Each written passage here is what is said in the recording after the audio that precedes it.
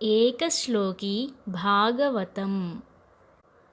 అదౌ దేవకీదేవి గర్భజననం గోపీగృహే వర్ధనం మాయాపూతన జీవితాపహరణం గోవర్ధనోద్ధారణం కంసచ్ఛేదన కౌరవాదిహననం కుంతీసుతాపాలనం హేతద్భాగవతం పురాణకథికం శ్రీకృష్ణ లీలామృతం.